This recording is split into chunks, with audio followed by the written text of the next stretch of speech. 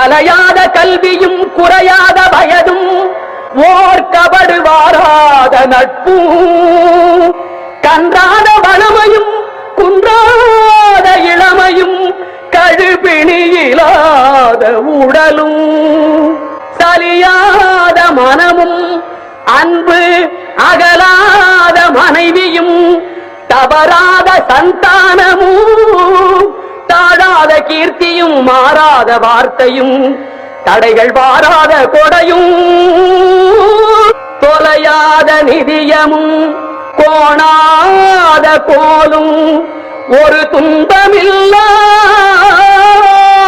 வாழ்வும் துய்யனின் பாதத்தில் அன்பும்